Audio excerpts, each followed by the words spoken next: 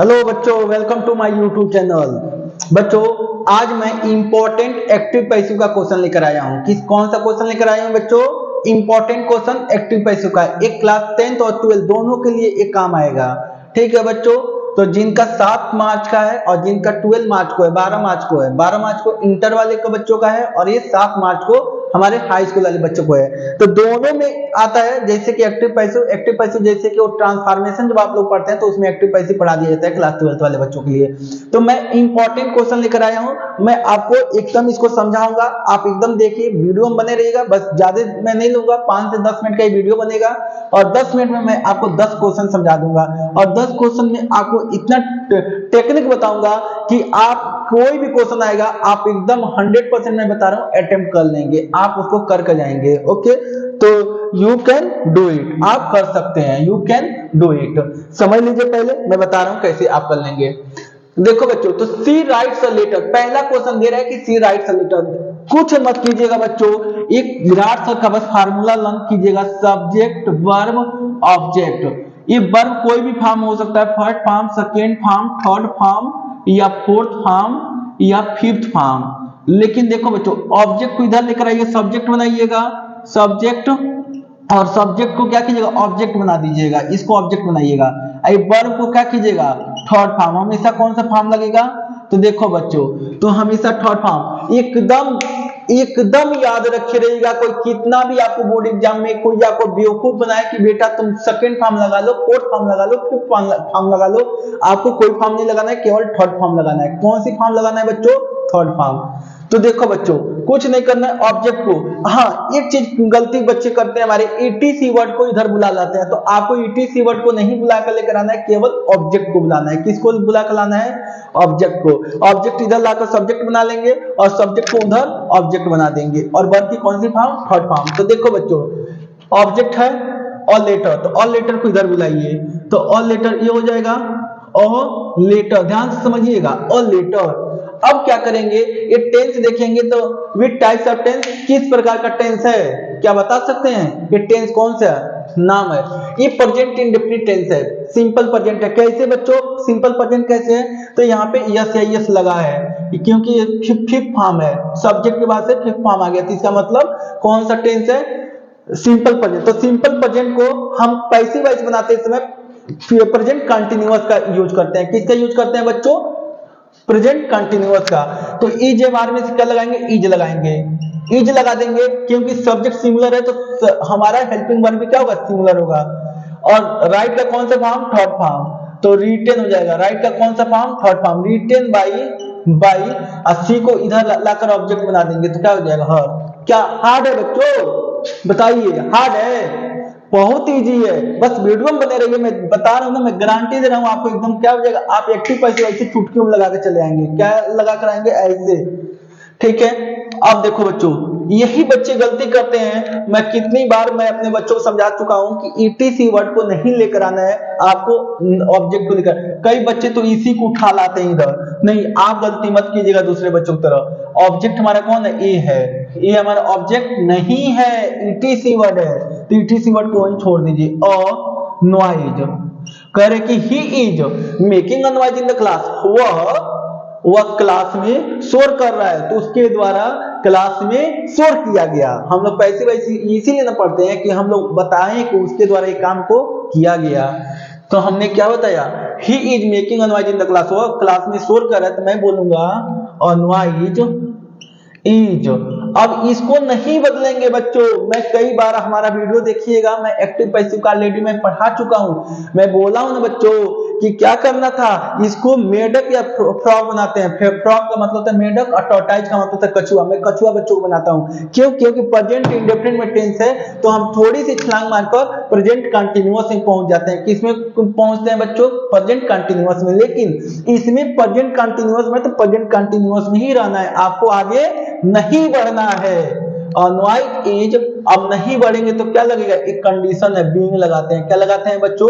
Being. MB की third form क्या हो जाएगा? मेकिंग का। मेक का थर्ड फॉर्म मेड होता है। क्या होता है बच्चों? मेड। अनवाइट is being made by, he का हिम। ईटीसी वर्ड को वैसे ही एज इट इज राइट कर देंगे in the class. In the class. क्या हार्ड है बच्चों? A noise is being made by him in the class. A noise is being made by him in the class. Second question देखते हैं। They gave me a pen yesterday. वे लोग मुझे, अब देखिए कुछ बच्चे हैं डरने लगते हैं, कांपने लगते हैं, लेकिन विराट सर के बच्चे कांपते नहीं है, वो कपाते हैं। क्यों क्यों नहीं कांपते हैं? क्योंकि दो ऑब्जेक्ट देखकर बच्चे डरते हैं, लेकिन हमारे यहाँ बच्चे डरने वाले काम नहीं करते हैं, डराने वाले काम करते हैं। कोई बात नहीं है बच्चों, यहाँ दो ऑब्जेक्ट है तो क्या है, हम कोई भी ऑब्जेक्ट लेकर बना सकते हैं। तो हम कौन सा ऑब्जेक्ट उठाएं? चाहे हम इसको उठाएं चाहे तो इसको उठा सकते हैं। तो चलिए मी को ही उठाकर बना लेते हैं। मी को इधर बुलाएंगे तो ये ऑब्जेक्ट है, दो ऑब्जेक्ट है तो कोई मतलब नहीं, ये तो इठी सी है, इससे तो कोई मतलब ही नहीं है, अब दोनों से बन सकता है। तो मैं आई को बुला रहा हूं, आई इधर लाऊंगा तो आई हो गया, आई, ठीक है। अब बताइए आई गेव, इसका मतलब सिंपल पार्ट में, किसमें, टेंस किसमें है बच्चों? तो सिंपल पास्ट में। तो सिंपल पास्ट को किसमें बनाते हैं? पास्ट कंटिन्यूअस में। सिंपल पास्ट को पास्ट कंटिन्यूअस में बनाते हैं, किसमें? पास्ट कंटिन्यूअस में। तो I was, I was, I was. Third form give का थर्ड फॉर्म क्या होता है? Given, given, I was given a pen, pen by them, by them. Yesterday को एस्टरडे एडजेक्टिव राइट कर देते हैं, एस्टरडे को एस्टरडे। तो क्या डर रहे हैं बच्चों?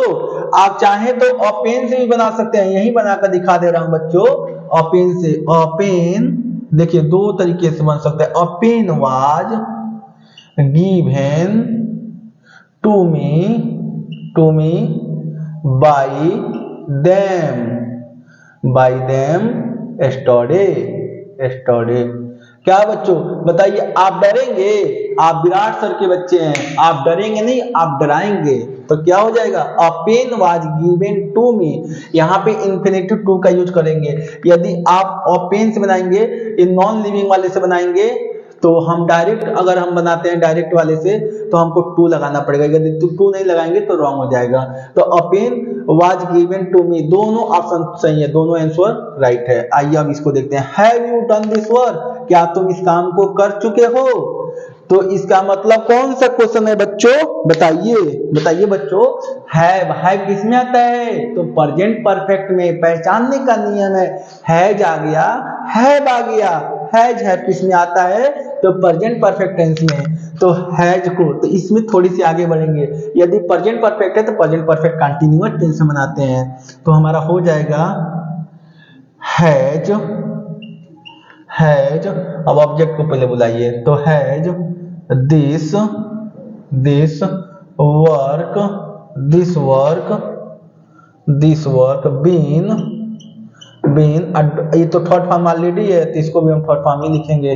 देखो बच्चों, कभी भी पैसिव वॉइस में विराट सर को भूल जाइएगा, लेकिन विराट सर की बातों को मत भूलिएगा। हमेशा पैसिव वॉइस क्या होता है? हमेशा थर्ड फॉर्म में लिखा जाता है। तो डन का डन, हम कहें ना कि ये थर्ड फॉर्म हो तो कोई मतलब नहीं, थर्ड फॉर्म भी हो तभी भी हम लोग थर्ड फॉर्म लगाएंगे, अगर सेकंड फॉर्म है तभी भी थर्ड फॉर्म लगाएंगे, फर्स्ट हो तभी भी थर्ड लगाएंगे। देखिए यहाँ पे सेकंड फॉर्म था तभी भी मैंने थर्ड फॉर्म लगाया, यहाँ देखिए यहाँ फोर्थ फॉर्म था तभी भी मैंने क्या लगाया? थर्ड फॉर्म लगाया। देखिए फोर्थ फॉर्म था तभी भी मैंने क्या लगाया? थर्ड फॉर्म ही लगाया। मतलब हर जगह थर्ड फॉर्म का मैं यूज कर रहा हूँ, ठीक है। Has this work been done, done by, done by you, done by you. You का ऑब्जेक्ट क्या होता है बच्चों? तो यू का भी यू ही होता है। Has this work been done by you. Next question देखते हैं इसको, पैसे को। Where do you learn English, तुम इंग्लिश कहाँ सीखते हो? तुम इंग्लिश कहाँ सीखते हो? तो इसका मतलब प्रेजेंट इंडेफिनिट है, तो कहाँ चला जाएगा? क्योंकि डू डज किस में आता है? प्रेजेंट इंडेफिनिट में। तो प्रेजेंट इंडेफिनिट प्रेजेंट कंटीन्यूअस में बनेगा। तो इसको लाइए, वेयर पहले लिखेंगे, वेयर, वेयर एकदम एडजेक्टिव राइट कर देते हैं। WH सेंटेंस में WH टाइप्स वर्ड होते हैं तो उसको एकदम वही उतारेंगे, वेयर तो वेयर। अब हेल्पिंग वर्ड लगाएंगे, तो हेल्पिंग वर्ड क्या लगेगा? इंग्लिश सिंगुलर सब्जेक्ट है तो वेयर इज लगेगा, where is English, where is English. और इसको लर्न का थर्ड फॉर्म क्या होता है? लर्न होता है, तो टी लगा दीजिएगा। लर्नेड मत कीजिएगा, लर्नेड करेंगे तो गलत हो जाएगा। लर्न होता है LEARNT, okay. By you, you का यू ही होता है। क्या होता है बच्चों? यू का V. Where is English learned by you. आपके द्वारा अंग्रेजी कहाँ सीखी गई, आपके द्वारा अंग्रेजी कहाँ सीखी गई। चलिए ये वाला क्वेश्चन बहुत important, very very most important, कई बार क्वेश्चन पूछा है और बच्चे क्या करते हैं, यही काला लूज कर देते हैं। क्यों? क्योंकि सोचते हैं कि विराट सर हमारे बताए थे कि डब्ल्यू ए सेंटेंस तो एज इट इज राइट करते हैं, सेम की सेम लिख देंगे। नहीं बच्चों, गलत है। आपको अंग्रेजी कौन पढ़ाए, आपको कौन के द्वारा अंग्रेजी पढ़ाया गया, ऐसे बोलेंगे। नहीं, किसके द्वारा आपको अंग्रेजी पढ़ाया गया। यदि मैं बोलूंगा हु टीच यू इंग्लिश, आपको अंग्रेजी कौन पढ़ाते हैं, तो आपको अंग्रेजी कौन पढ़ाते हैं, तो फिर दूसरा कोई बोलेगा तो मैं बोलूंगा कि किसके द्वारा आपको अंग्रेजी पढ़ाया गया, कि कौन के द्वारा आपको अंग्रेजी पढ़ाया गया, कौन के द्वारा अंग्रेजी पढ़ाया गया। क्या इस ठीक बैठ रहा है, सेंटेंस बैठ रहा है, फिक्स हो रहा है, नहीं हो रहा है बच्चों, तो क्या बोलेंगे, हु को कन्वर्ट करते हैं। विराट सर बोले तो थे कि एज इट इज राइट करते हैं, लेकिन इसमें रूल चेंज हो जाता है, रूल चेंज हो जाता है। बाई हुम, अब इसमें भी दो ऑब्जेक्ट है, तो किस ऑब्जेक्ट को उठाऊं, इस ऑब्जेक्ट को उठाऊंगा तो सिंगुलर हेल्पिंग वर्ब लगाऊंगा, अगर इसको उठाऊंगा तो प्लूरल हेल्पिंग वर्ब का यूज करूंगा। तो चलिए इसी को उठा लेता हूं, इंग्लिश को। ओके, तो बाई होम इज, तो अब इंग्लिश उठाऊंगा तो सिंगुलर लगेगा इज, इंग्लिश, इंग्लिश। और थर्ड फॉर्म क्या हो जाएगा, टीच का, टाट होता है, क्या होता है बच्चों, टाट, टाट यू, टाट यू। तो आप दोनों तरीके से बना सकते हैं बच्चों। यदि आप यू लगाते हैं यहाँ पे तो आप लिखते बाय हुम, ईच की जगह पे आर कर देते, are you taught English, taught English. तो दोनों तरीके से बना सकते हैं। चाहे तो हम पहले उठाएंगे, अगर हम इसको उठाते हैं इंग्लिश को तो सिंगुलर हेल्पिंग वर्ब लगाएंगे, अगर इसको उठाएंगे तो प्लूरल हेल्पिंग वर्ब का यूज करते हैं। आई नो महात्मा गांधी, मैं महात्मा गांधी को जानता हूं या जानती हूं, तो क्या हो जाएगा बच्चों, अब इधर आइए, तो महात्मा गांधी इधर आ जाएंगे, महात्मा, महात्मा, महात्मा गांधी, गांधी इज, क्योंकि क्या है प्रेजेंट इंडेफिनिट टेंस में, प्रेजेंट में है तो हम इज लगाएंगे, इज। और नो का नोन, क्या हो जाएगा, नोन। टू मी, बच्चों बाई नहीं लगेगा, हमेशा नो के साथ क्या लगता है, तो नो के साथ टू लगता है, याद रखे रहेगा। विराट सर को भूल जाइएगा, लेकिन विराट सर को टीचिंग को ना भूलिएगा, टीचिंग मेथड को ना भूलिएगा। ये बच्चों बहुत काम देगा आपको। ये क्लास 10th और 12th दोनों के लिए मैं बता रहा हूँ, वीडियो बहुत ही इंपॉर्टेंट है। आप क्लास 10th और 12th अगर देख लिए इस वीडियो को तो आपको क्लास 10th और 12th में 2 नंबर कहीं नहीं जाएगा, एकदम चुटकियों बना लेंगे। अब आइए बच्चों, इंपरेटिव सेंटेंस से देखिए, हेल्प द पुअर, गरीबों की मदद करो, गरीबों की मदद करो। तो क्या होगा बच्चों, इसको लेट से बनाएंगे, लेट, और लेट के बाद से तुरंत हमारा ऑब्जेक्ट आता है, तो ऑब्जेक्ट में क्या है, लेट द पुअर, पुअर। अब बी, ये फार्मूला होता है कि लेट, और लेट के बाद से सब्जेक्ट, सब्जेक्ट के बाद से बी, और बी के बाद से बी का थर्ड फॉर्म, तो बी के बाद से क्या लगाएंगे, थर्ड फॉर्म लगा देंगे, हेल्प्ड। क्या लगाएंगे बच्चों, let the poor be helped, let the poor be helped. अब आइए नेक्स्ट क्वेश्चन लेते हैं, please bring me a glass of water, कृपया मेरे लिए एक गिलास पानी लेकर आओ। क्या है बच्चों, प्लीज आ गया, क्या डर रहे हैं, अरे डरना नहीं है, हाँ ठीक है। ये आप सुने नहीं है क्या वो कहावत, पुष्पा नाम सुनकर फ्लावर समझे हो क्या, फायर है फायर। तो please bring me a glass of water, क्या होगा बच्चों, please bring me a glass of water. कोई टेंशन नहीं है, जब ऐसा क्वेश्चन आ जाए दो दो ऑब्जेक्ट वाला तो आप यू आर से बना लीजिएगा। एक और फार्मूला मैं बता दे रहा हूं, यू आर, आप इसको भी बना सकते थे, you are requested to help the poor, you are requested, please लग गया तो रिक्वेस्टेड हो जाएगा, you are requested, you are requested to bring, अब बस एकदम सेम वही उतार दीजिए, bring me a glass of water, a glass of water. You are requested to you are requested to bring me a glass of water. देखो बच्चों, तो यहां पे चाहे तो आप इससे भी बना सकते थे, you are advise, you are advise to help the poor. तो यू आर ये भी हमारा फार्मूला होता है बच्चों। आप इस नियम से बनाना चाहते हैं तो इस नियम से बनाइएगा, अगर लेट वाले से बनाना चाहते हैं तो लेट वाले से बनाइएगा। अरे विराट सर से पढ़ रहे हैं तो दो दो आपको जानना है। She does not speak English fluently। वह धारा प्रवाह अंग्रेजी नहीं बोलती है। क्या नहीं बोलती है बच्चों? धारा प्रवाह अंग्रेजी नहीं बोलती है। धारा प्रवाह तो ईटीसी वर्ड हमारा क्या है? ये जो फ्लुएंटली धारा प्रवाह ईटीसी वर्ड है, एडवर्ब है।